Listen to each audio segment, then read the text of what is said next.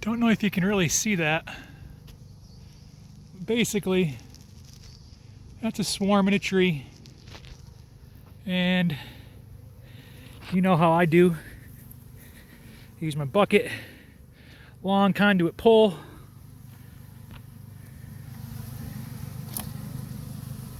Shake them down. And found that queen.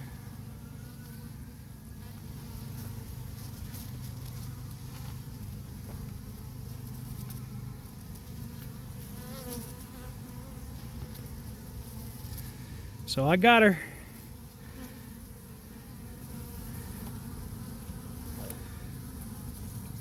I'll just set her right there for now. And then I'll just shake down the rest of the bees.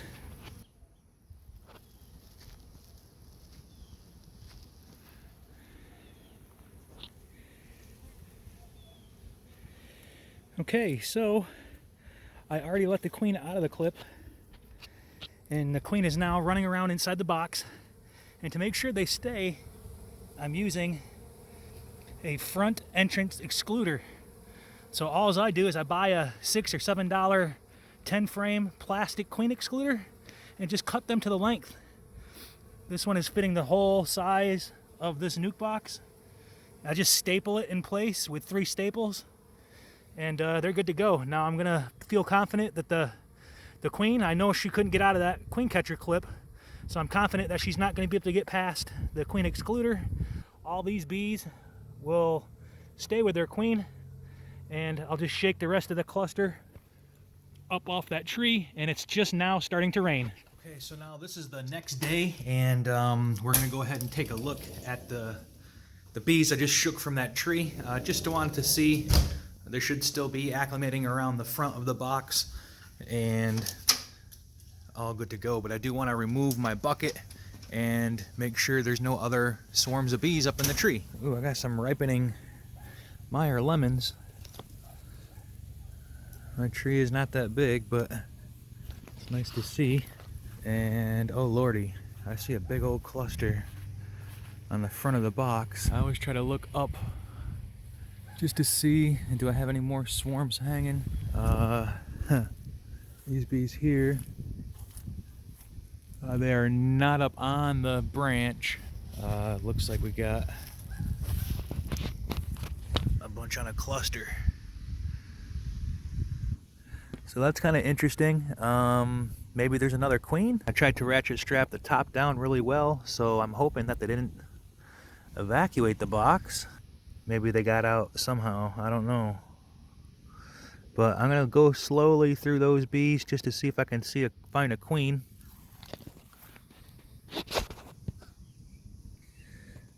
They're bearding pretty heavy.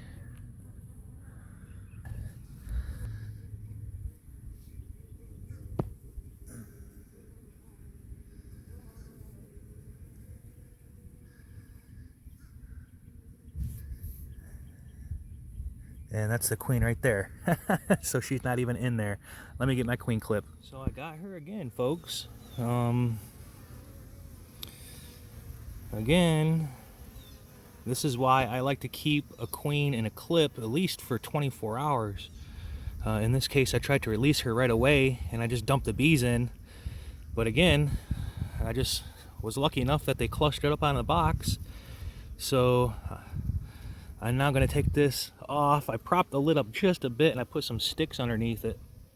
And that got the bees kind of wiggling and moving. So I'm going to go ahead and leave this here just real quick. The queen is going to be in the clip here. There she is. You see her, the big one, the big fat tail, that one there? She's running around. So I'm going to keep her in a queen clip and then secure her to a frame, and then that'll help these bees acclimate. And then just the next day, so one day after, I'll let her out and then she'll be good to go, I hope. So we'll see. Okay, so this is how I'm going to have her now. And this is a preferred method. Again, if you have foundation, just leave it there. Use a rubber band, and you see how it's behind the clip? I like to make sure that rubber band is behind that little clip so it doesn't press on it, because if that clip will come open and she'll slip out again. So just for one day, I'll leave her in that clip, and then tomorrow I'll come out here and I'll try again to manually release her, and we'll see how it goes.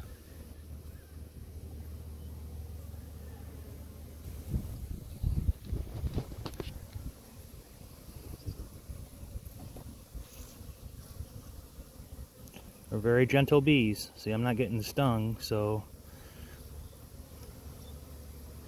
just try not to pinch them. Keep it close together, and then I'll kind of leave that lid propped up a little bit more, and then I may scoop these bees, kind of scooch them, you know, to get them in the box. So you got the idea. All right, folks, so basically what happened is the queen is still in the clip inside the box. The bees started pouring out and they all started swarming away. So very quickly I ran and I grabbed my swarm commander. I dabbed some swarm commander on this box. I also had a swarm trap over there that I dabbed a little bit on, and it looked like to me the bees kind of flew in a big swarm. It was all covered. They were all swarming around this area. Some of the bees went over here to this box. I propped up the lid with a stick, and some of the other bees are going over to that swarm trap box. So I'm gonna let them settle, and then it's most likely there might be two queens. Maybe there's a second queen in there that I'm not seeing. So, to be continued. Many hours later. Okay, so here's an update, folks. The bees kind of settled down on that box over there. And what I did is I used an empty plastic butter tub and my hive tool just to kind of knock off small clusters at a time. And sure enough, I found another queen. So I don't know if you can see her running around in there. There she goes. Another big fat tail. So that's a twofer. That's a two queens for one swarm. And the swarm didn't look like a big cluster either. It wasn't a massive 25-pound swarm that you see some of those photos on. This was, you know, a typical swarm. I was not expecting to see two queens, but I was rather curious how in the hell did the bees get out? So I must have a virgin queen, and maybe that one is the normal queen. I don't know. Right now I just got to get a nuke box together and get these bees to acclimate. So I'll probably take that down, and then I'll put this queen in a easy nuke, a Jester easy nuke box, and then hopefully they'll migrate, sort of. So okay, folks, so the rain is moving in here. Basically we got the bee population back here. Again, the queen is in the clip on this one and on the other one. And then I took out that barrel, removed the other wider box. I got a Jester nuke with about 3 frames in there for now. And we'll see how these bees acclimate. So that was fun, unexpected. 2 queens, 1 swarm. Double your pleasure, double your fun.